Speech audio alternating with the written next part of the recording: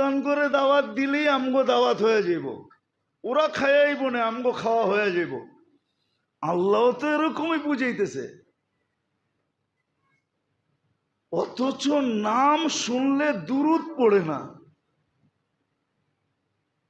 আমি এমনি বলতেছি না, ভিতরের ব্যথার কারণে বলতেছি। ব্যথা, কসম খোদার একটা বড় ব্যথা লাগে এটা যখন দেখি যে নবীর না রসুল মোহাম্মদুর রসুল্লাহর নাম শুনলো আর মন বইরা দুরূদ পড়ল না। আল্লাহর নাম শুনলো, আল্লাহ শব্দ শুনলো, এটাও তো শিখিয়ে দিছেন। আল্লাহর নাম শুনলে জাল্লে জালালু বলো, জাল্লা জালালুহু, কিতাবে লেখা আছে।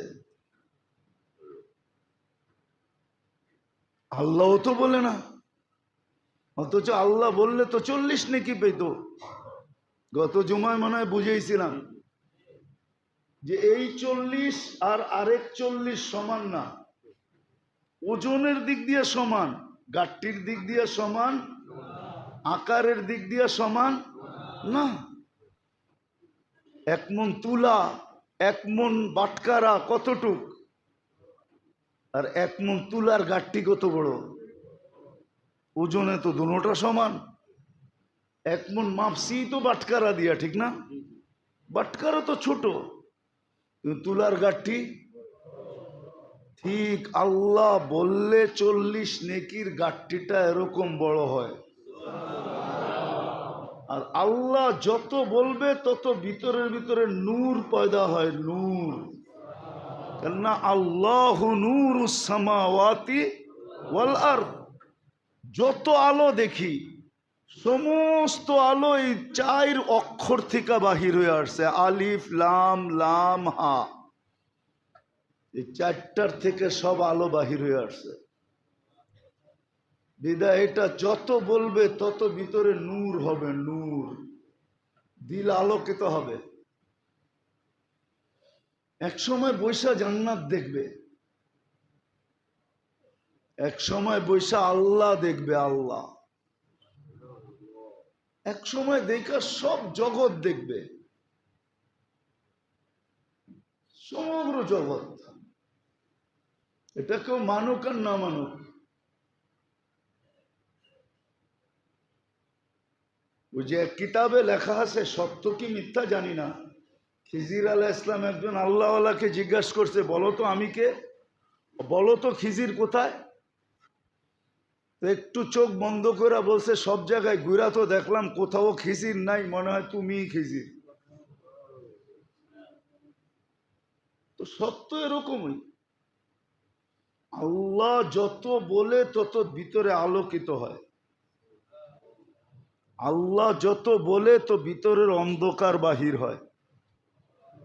আল্লাহ যত বলে তো ভিতরটা পরিষ্কার হয়, ঝং দূর হয়, ঝং। এইখানে ঝং লেগে গেছে, ঝং। তো যেটা বুঝাইতেছিলাম, যার কারণে সব পাইলাম। আমি তো একটা আটটা দেখাইলাম আপনাকে, একটা আটটা দেখাইলাম। যার কারণে গুনাহ করার পরে মাপ না চাইলেও মাফ করেন। কোরআন দিয়া দেখানো যায়, কোরআন দিয়া। আল্লাহ এই উম্মতকেই বলছে, ইয়াফু আন কাসীর, তোমাদের অনেক গুনাহ আমি এমনি এমনি মাফ করে দিই, মাপ চাওয়া ছাড়াই মাফ করে দিই। যার কারণে আপনি মুসাফা করলে গুনাহ জোড়া যায়, মসজিদের দিকে হাঁটলে সওয়াব লেখা হয় আর গুনাহ জোড়া যায়।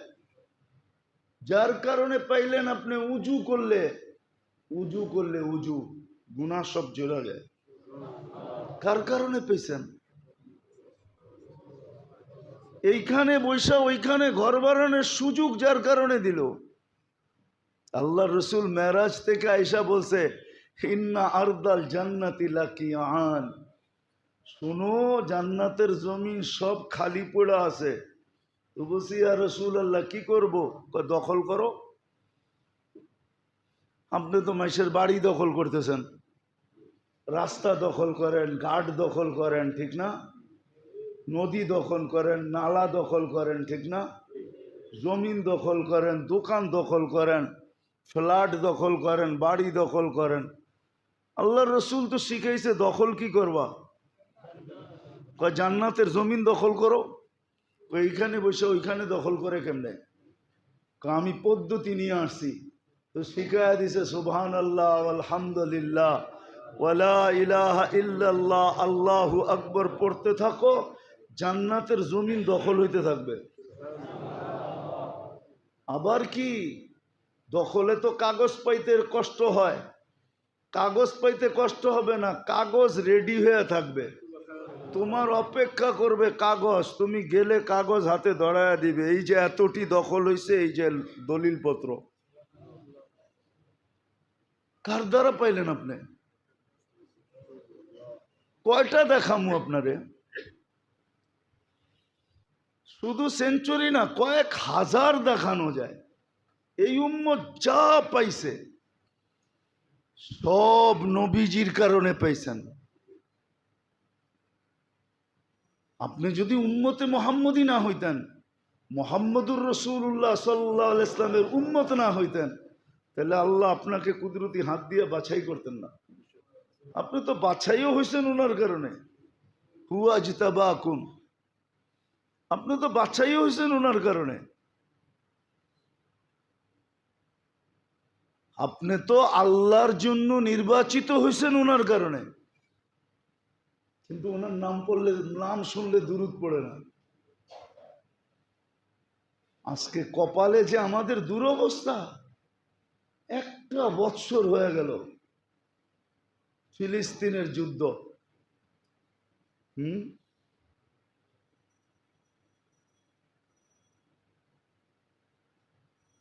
আজকে শত শত বৎসর হয়ে গেছে মুসলমান নিষ্পেষিত, নির্যাতিত, দীক্ষিত, বঞ্চিত, লাঞ্ছিত, অবহেলিত, শত শত বৎসর ধরে। আমি তো মাঝে মাঝে একা একা ভাবি যে কুকুরের তো দাম আছে, কিন্তু এই সমাজে তো মুসলমানের দাম নাই, এই দুনিয়াতে নাই। কেননা আমি তো 5 স্টার হোটেল কুকুরেরও দেখছি, কুকুর 5 স্টার হোটেলে থাকে, বিশ্বাস মনে হয় না। আমি ফ্রান্সে 2 বার গেছি, 2 বার। প্যারিসে আছে কুকুরের 5 স্টার হোটেল। বিদেশে যাওয়ার সময় কুকুর রেখা গেছে হোটেলে, 2 বেলা ওরে শ্যাম্পু দিয়া গোসল করায়, ও বয়া বয়া কার্টুন দেখে, দামি দামি বিস্কুট খাওয়ায়, ওরে হাসে। বিশ্বাস হয় না? অ্যাড্রেস দিমু, বেশি দূরে যেতে হইব না, গুলশান 1 নম্বর গেলেই হইব। গুলশান 1 নম্বরে কুকুরের বিস্কিটের দোকান আছে। হে কয় 2 জায়গায়, আমি তো 1 জায়গায় কইলাম। যেয়া দেখেন 1 প্যাকেট বিস্কিটের দাম কত, ওইটা দিয়ে আপনার খাওয়ার বিস্কিট 1 প্যাকেটের দাম দিয়ে 1 কার্টন কিনতে পারবেন মৌলভীবাজার থেকে। আমি তো যাই না বলতেছি, না যাই না, না মুখাস্ত কইতেছি না, গাইটা গুইটা কইতেছি। ওরে দামি দামি বিস্কিট খাওয়ায়, অথচ 40,000-এর উপরে লোক মারা গেল। আজ পর্যন্ত প্রাণীবাদীরা, আমাদের দেশও প্রাণীবাদী আছে, ঢাকা শহরে কুকুরে প্রতি রাত্রে সম্মিলন করে, এটা জানেন? ঘুমায় থাকেন কোত্থেকে জানবেন? আমি তো সারা রাত্র বাইরে থাকি, কারণ ঢাকা শহরে ঢুকি 1টা 2টা 3টা বাজে, সব রোডে কুকুর আর কুকুর। কিন্তু ছোটবেলা দেখতাম কুকুর একটু বেশি হইলেই সিটিওয়ালারা আসতো, ইঞ্জেকশন দিয়া ধরে নিয়ে যেত। বাংলাদেশে কোর্টে প্রাণীবাদীরা রিট করছে, আর কোর্ট সিদ্ধান্ত দিছে কোনো কুকুর মারা যাবে না। ওরা জিতে গেছে, ওগুলো জিজ্ঞেস করেন, ওরা আজ পর্যন্ত একটা ছোট পেপারে লেখা দিছেনি। আমার কথা তো মিডিয়া যেতেছে, ওরা লেখা দিছে নাকি ছোট একটা, প্রাণীবাদীরা যেই 40,000 মানুষ কেন মারা হলো ফিলিস্তিনে, ওরা কোনো প্রতিবাদ করে নাই। কেন? ওরা জানে যেটি মরতেছে ওটি আসলে মানুষ রূপী পেঙ্গুইন। এদেরকে নিয়ে প্রতিবাদ করা ঠিক না। কুকুর নিয়ে প্রতিবাদ করা যায়, রিট করা যায়, কোডের থেকে সিদ্ধান্ত আনা যায়, মানুষ নিয়ে না। মানুষ বলতে মুসলমান নিয়ে না, এটি মানুষ না।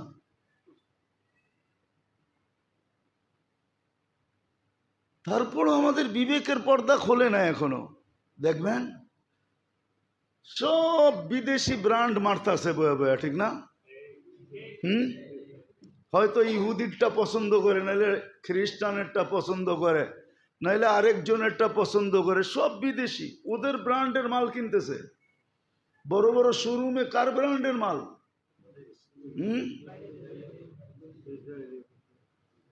ওদের ব্র্যান্ডের কিনতেছে, নিজের দেশেরটা কিনে না। কেননা দেশেরটা কিনলে হয়তো মানুষ বলবে গরিব হয়ে গেছে মনে হয়, ট্রেডিশন নষ্ট হয়ে যাবে। উনি যে উন্নত হয়েছে এটা মাসে কি করে বুঝবে? অথচ সত্য এটাই। আপনি দেখেন, যুক্তি বুঝানোর জন্য বলতেছি, আমাদের ঘরে যত পুরান কাপড় আছে, ব্যবহৃত কাপড় আলমারিতে আছে, আমার তো বিশ্বাস 15 বছর কাপড় না কিনলেও মনে হয় কোনো অসুবিধা হবে না। এরকমও কাপড় আছে শুধু একটা প্রোগ্রামে পড়ছে, রেখা দিছে। কে লিগা? ম্যাচিং ছিল, ম্যাচ করে কিনছে। সবাই বলছে এই বিয়াতে এইরকম পড়বো, তো ম্যাচ করে কিনছে। ওই দিন ব্যবহার হয়েছে, আর ব্যবহারই হয় না। না এরকম নাই আপনার ঘরে? 2, 4, 5 বছর চলবে না? হ্যাঁ যাবে। আমি তো কম বললাম মনে হয় ঢাকা শহর হিসাবে। এ তো গ্রামে হইলে ঠিক আছিল। আর এই 5 বছর যদি মুসলমান বলে সারা দুনিয়া যে আমাদের পুরান কাপড়, ব্যবহৃত কাপড় যা ঘরে আছে, এটা দিয়া 5 বছর কাটায়া দিব, একটা সুতাও কিনবো না। আজকে যদি 200 কোটি মুসলমান বলে যে কিনবো না, দেখেন কালকে দুনিয়ার অবস্থা কি হয়। তুলা চাষা লাগো কি হয়? যারা তুলা ইনপুট করে সুতা বানায় ওগো কি হয়? যারা গেরে বানায় ওগো কি হয়? যারা ডাইং করে ওদের কি হয়? যারা ফিনিশিং করে ওদের কি হয়? সারা দুনিয়া লালবাতি জ্বলে যাবে। খালি একটা আইটেম বলুক যে আমরা 5 বছর 200 কোটি মুসলমান কোনো কাপড় কিনবো না। দেখেন ব্র্যান্ড আলাদের চিৎকার কিরম বাইরায়। দেখেন না, দেখেন না কিরম চিৎকার বাইরায়। আমাকে বুঝেই দিব না, আমরা এটি বুঝি, আমরা এটি বুঝি। আপনি সিঙ্গাপুর থেকে কিনছেন মানি, ওটা জিঞ্জিরায় তৈরি হয়ে সিঙ্গাপুরে গেছে। ওরা বইলেই দিছে এই যে স্টিকার দিয়া দিলাম, স্টিকারটা লাগায়া দিবি আমাদের ব্র্যান্ডের, মেড ইন বাংলাদেশ লেখলে খবর আছে তোর। কিন্তু তৈরি হয়েছে জিঞ্জিরায়, তৈরি হয়েছে আশুলিয়ায়। আপনি কিনা নিয়ে আইছেন সিঙ্গাপুর থেকে। হ্যাঁ, 2 লক্ষ টাকা একটা গেঞ্জির দাম, না নাই? হ্যাঁ, 50-60 হাজার একটা গেঞ্জির দাম। গেঞ্জি, একটা টি শার্টের দাম 2 লাখ টাকা। কি দিয়া বানাইছে?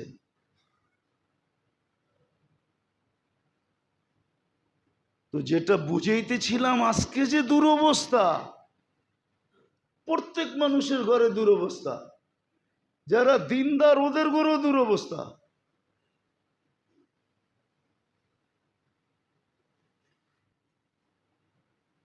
শুধু রাসূলুল্লাহ সাল্লাল্লাহু আলাইহি ওয়াসাল্লামের ইজ্জত না রাখার কারণে, ওনার হক আদায় না করার কারণে আল্লাহটা তো আল্লাহ বললাম না, আল্লাহটা তো আল্লাহ বলেই দিছে, আমার বন্ধুর হক আদায় করো। আজকে মুসলমান যার কারণে সব পাইল, এই সুযোগটা পর্যন্ত আপনাকে যার কারণে দিল, মানবে তো না কেউ। এক জায়গায় আমি লেখা পাইছি আল্লাহ রসুল কাঁদতেছিলেন, তো জিবরিল এসে বলতেছে কান্দেন কেন? বলছে উম্মতের জন্য। বলছে আল্লাহ বইলা পাঠাইছে 1 বছর আগে যদি আপনার উম্মত তওবা করে তো গুনাহ মাফ করে দিবে, মৃত্যুর 1 বছর আগে। তো বলছে জিবরিল এটা তো সম্ভব না, 12 মাস 365 দিন। আল্লাহ কমায় দিছে বন্ধু 1 মাস আগে। বলছে এটাও সম্ভব না, 29-30 দিন আগে। সে জানবেই কি করে আর মাফই যাবে কি করে? বলছে তাইলে 1 সপ্তাহ। বলছে এটাও সম্ভব না, 7 দিন। বলছে একদিন আগে কয়টাও সম্ভব না, 24 ঘন্টা। আপনিই তো বলছেন এক সময় ফিতনার আসবে, আসবাহা মুমিনান আমসা কাফেরান, সকালের মুসলমানটা বিকালে কাফের হয়ে যাবে, বিকালের মুসলমানটা সকালে কাফের হয়ে যাবে। এটা বুখারীর রিওয়ায়াত, ইমাম মুসলিম শরীফের রিওয়ায়াত। কান্না থামে নাই। তারপরে আল্লাহ বলছে বন্ধু তাইলে আপনার উম্মতকে সুযোগ দিলাম আপনার কান্নার দিকে দেখা, হাত্তা ইউগারগির, কণ্ঠনালীতে রু আসার পূর্ব মুহূর্ত মাফ চাইলে মাফ করে দেব, মাফ চাইলে মাফ করে দিব। যার কারণে পাইলেন, অপশন দিছে। আপনি যদি উচ্চারণ করে মাফ চাইতে পারেন, উচ্চারণ করা, তাইলে তো মাফ করবেই। কিন্তু উচ্চারণ করার শক্তি নাই, মনে মনে চাইলেন তাও মাফ করবে। আরেকটা হলো সব বন্ধ হয়ে গেছে, তো আপনি যদি ইশারা দিয়েও চাইতে পারেন তাইলেও মাফ করে দিবে, এরকম দেখায় দিলেও মাফ করে দিবে। কেননা বোবা তো এরকমই দেখাইবো, ঠিক না? বোবা কি দেখাইব? ইশারা দেখাইব না? এটা কি? আল্লাহ আল্লাহ এক, এটাই বোবা, লা ইলাহা ইল্লাল্লাহ, এটা হলো মাফ। যার কারণে এই সুযোগ পেলেন, একটু ভাবেন। উচিত উচিত কোনো কোনো ক্ষেত্র আসে মানুষ নিজেকে নিজে বৎসনা দেয়, না না নিজেকে নিজে ধিক্কার দেয়, না দেয় না? আসে, দুনিয়ার বহুত ক্ষেত্র আছে। নিজেকে নিজে কপালে হাত দিয়া কয় হায় করলাম কি? হ্যাঁ হয়, আছে, হাজারো ক্ষেত্র আছে। হায় করলাম কি? একটু চিন্তা করে দেখেন তো, নিজের ব্যাপারে বলা উচিত কিনা যে হায় করলাম কি, হায় কি করতেছি? অথচ দুরুদের ভিতরে তো একটা জিনিস রাখা নাই, মুহাম্মদুর রাসূলুল্লাহ সাল্লাল্লাহু আলাইহি ওয়াসাল্লামের উপরে দুরুদ পড়ার ভিতরে হাজারো জিনিস রাখা আছে। দুরুদের ভিতরে দুনিয়া আখেরাত পুরাটা ঢুকানো রাখা আছে। এই জন্যই তো এক সাহাবী বলছিলেন, ইয়া রাসূলুল্লাহ কতটুক দুরুদ পড়বো? বলে তুমি সিদ্ধান্ত নাও। 4 ভাগের 1 ভাগ, দিনের 4 ভাগের 1 ভাগ। কয় এখনো হয় নাই। কয় অর্ধেক, কয় এখনো হয় নাই। কয় 3 ভাগ, কয় এখনো হয় নাই। কয় তাইলে 24 ঘন্টায় আমি দুরুদে কাটায় দিব। বলছে তাইলে হয়েছে, এখন হয়েছে। এখন যদি আপনি প্রশ্ন করেন দুরুদে সব কাটায় দিব, বাকিগুলা কি হবে? তা আল্লাহ রসুল এটাও বলছে, তুমি যদি আমার দুরুদের ভিতরে সব কাটায় দাও তো বাকি সব কিছু করা ব্যতীত তোমার মিলবে, সব প্রয়োজন তোমার এটা দিয়েই মিটবে। দুরুদে যে কি রাখা আছে আমরা জানি না। যদি কিছু রাখা না থাকতো তাহলে আল্লাহ এটা কোনোদিন বলতো না যে আমি বন্ধুর দুরূদ বন্ধ হইতে দিব না, আমি পড়তে থাকবো। ফেরেশতাদেরকে বলতেন না তোমরাও পড়ো, আমাদেরকেও বলতেন না তোমরাও পড়ো। যদিও আমি প্রশ্ন উঠায় দিছি যে আমরা তো একদিন শেষ হয়ে যাব, দুরূদ কি শেষ? তো বলছে ফেরেশতা পড়বে। আরে ফেরেশতাও তো একদিন শেষ হয়ে যাবে, কারণ আপনি লেখা রাখছেন ইন্নী কাতাবতুল মৌত আলা মান তাহতা আরশি। আরশের উপরে তো কোনো ফেরেশতা নাই, আরশের উপরে তো আপনি একা, আপনি বিরাজমান। ফেরেশতাও তো শেষ হয়ে যাবে, মৃত্যু এদের জন্য অবধারিত। তা আল্লাহ বলে পড়তে ছিলাম, পড়তে আসি, পড়তে থাকবো। আমার বন্ধুর দুরূদ এক মুহূর্তের জন্য বন্ধ হইতে দিব না। কত বড় মর্যাদা! আর যার কারণে সব পাইলেন, আর আপনি আর আমি দুরূদ পড়ি না। একটু চিন্তা করেন না, তাইলে ওই কথা সত্য হবে না কেন যেটা আমি প্রথমে বলছিলাম, যে মুহাম্মদুর রাসূলুল্লাহ সাল্লাল্লাহু আলাইহি ওয়াসাল্লামের নাম শুনলো আর দুরূদ পড়লো না, সে ভাবতে পারে যে আমার নামটা হতভাগাদের লিস্টিতে লেখা, ধ্বংসপ্রাপ্তদের লিস্টিতে লেখা, আর সিল মারা ধ্বংসপ্রাপ্ত। এই জন্য উচিত মেরে দোস্ত, উচিত উচিত শুধু একদল দিয়া তো হবে না। এটা যতক্ষণ পর্যন্ত 50% উম্মত এই অভ্যাসে না আসবে। আরব দেশগুলোতে অভ্যাস আছে, বহু আরব দেশ বেশিরভাগই অভ্যাস। ওরা দেখবেন কথায় কথায় একজন আরেকজনকে বলবে সল্লু আলান নবী, আল্লাহ রসুলের উপরে দুরূদ পড়ো।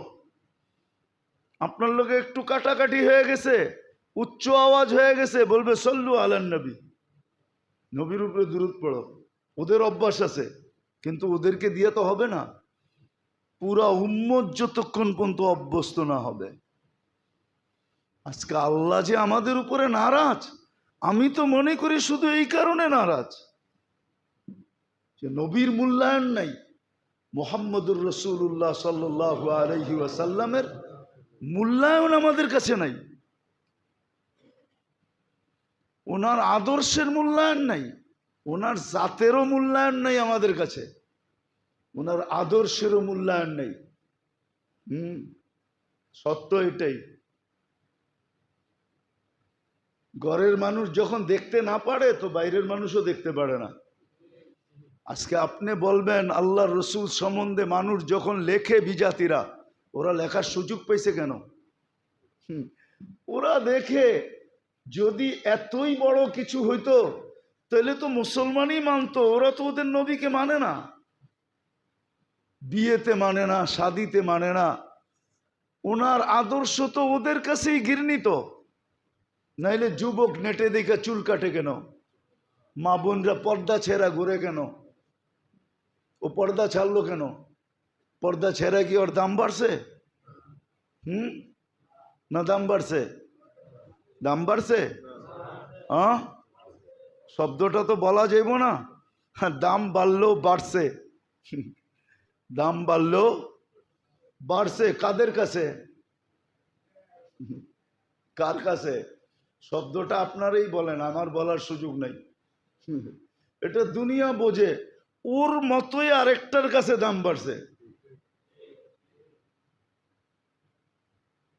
ওর মতোই কি, ওর মতোই আরেকটা ছাড়ার রশিবিহীন মানুষের কাছে দাম বাড়ছে। কি রশিবিহীন? আসলে যারা মানুষ, ওদের কাছে দাম বাড়ে নাই। ওদের কাছে দাম যদি বাড়তো তাহলে তো ও সবকিছু বিলীন করে দিয়ে সাজায়া ঘরে রাখতো, যে তুই ঘরের জিনিস ঘরে সাইজা থাক।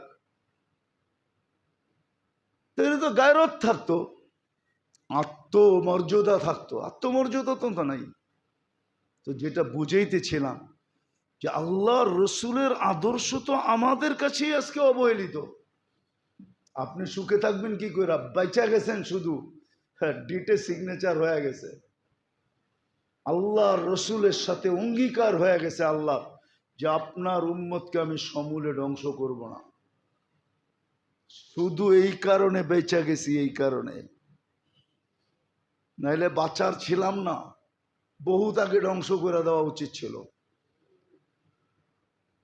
আমি তো শুধু দুরুদ দিয়ে দেখাইতেছি, বাকিগুলা দেখাইলাম না, যার কারণে সব পাইছেন। তওবা করেন, জলদি তওবা করি, নাইলে কিন্তু পিটা, এটাতে কোনো সন্দেহ নেই। কেননা এটাও বলা আছে, যদিও আমাদের সমাজে এটা প্রচার প্রসার নাই, এটা আল্লাহ রসুল বইলা দিছেন, আল্লাহ বইলা দিছেন, ইল্লাম ইয়াতুবু ফানা তাবিবুহুম। নাইলে মনে করেন মুসলমান থেকে, উম্মতে মুহাম্মদী থেকে কোরআন হাদিস ঘাটলে আল্লাহর কাছে প্রিয় আর কাউকে দেখা যায়? হ্যাঁ, কেউ আছে? তাইলে কোরআন হাদিসের আলোকে যাদের হাতে আমরা মার খাইতেছি, ওদের চেয়ে আল্লাহর দুশ্মন কেউ আছে? তো আল্লাহ বন্ধুরে দুশ্মন দিয়ে পিটায় কেমনে? একটু বিবেক দিয়ে ভাবেন, ওদেরকে দিয়ে আমাদেরকে পিটাইতেছে কি করে? এটা কেমন বন্ধুত্ব? একদিকে বলে বন্ধু, আর একদিকে দুশ্মনকে লাগায়া দিছে আমাকে সাইজ করতে। তাহলে আল্লাহরে যদি জিগে এটা বন্ধুত্ব কেমন? এটা আবার কোন বন্ধুত্ব? খোলা যাবে না, ইঙ্গিতে বলতেছি, অতীতে দেখা আসছি। এক দেশ আমাদেরকে বিক্রি করে দিছে একজনের কাছে, বিক্রি করে দিয়া ইয়া কইতেছে আমরা তোমার খুব বন্ধু।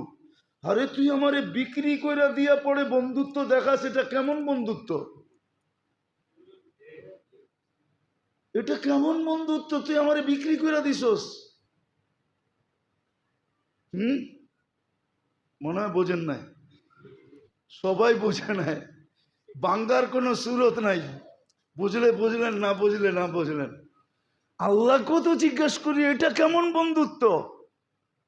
বন্ধুত্ব বলতেছেন আর দুশ্মন দিয়ে আমাদেরকে পিটাইতেছেন।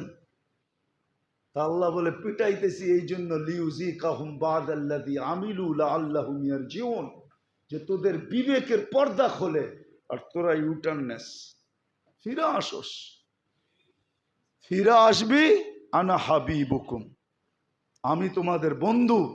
তারপরে দেখ তোদের উপরে কেউ আঙ্গুল উঠায় কিনা। আঙ্গুল উঠাইতে দেরি, মান আদালি ওয়ালিয়ান আদানতুহু বিল হারব, তখন আর তোদের লড়তে হবে না, ফেরেশতা আমি পাঠাবো, আবাবিল আমি পাঠাবো, মশা আমি পাঠাবো, আমার সৈনিকের অভাব নাই। জিল্লাহি জুনুদুস সামাওয়াতি ওয়াল আরদ, আকাশ জমিনের সমস্ত সৈনিক আমার, সব আমার কথায় চলে, আমি দিব, আমি পাঠাবো, তোদেরকে লড়তে দিব না, তোরা খালি দর্শক হিসাবে দেখবি। এই জন্য মেরে দোস্ত আসেন, আসেন ফিরি, দুরুদ পড়ি, আল্লাহর রসুলের আদর্শের উপরে চলি। পুরা তো চলতে হবে না, বলেও তো দিছেন সময় হিসাবে, কাল হিসাবে, যুগ হিসাবে কনসিডার করছেন। এই যুগে তো 10% মানলে হবে, এই যুগে তো একটা মৌলিক সুন্নতকে মানলে হবে, একটা মৌলিক সুন্নত। আল্লাহ রসুলের সবচেয়ে বড় সুন্নত ছিল 5 ওয়াক্ত নামাজ,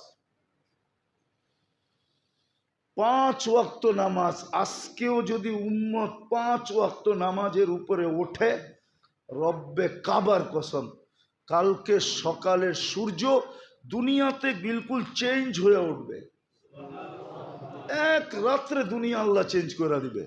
মুসলমান পড়া দেখুক না, বাংলাদেশি পড়া দেখুক, এক মহল্লাই পড়া দেখুক, যে আমাদের এই মহল্লায় কোনো বেনামাজি থাকবে না, পড়া দেখুক। বাড়ি তো এই মহল্লায় মাত্র 25টা, হোল্ডিং তো এই মহল্লায় মাত্র 25টা হোল্ডিং, 25টাই তো, ভুল বলতেছি না তো, 25টা হোল্ডিং, 25টা হোল্ডিং এর মানুষ বলুন যে আমাদের এখানে কোনো বেনামাজি থাকবে না, কইরা দেখুক। কি দাঁড়ায়, কি মিলে, কি রূপরেখা হয়? করবে তো না, করবে না। আর এটাই সত্য, মুসলমান যেদিন জুমার নামাজ আর ফজরের নামাজ সমান করে দিবে, ওদিন থেকে বিজয়ের পালা শুরু হবে। আল্লাহ আমাদেরকে বুঝার, শিখার, মানার, চলার তৌফিক দান করেন।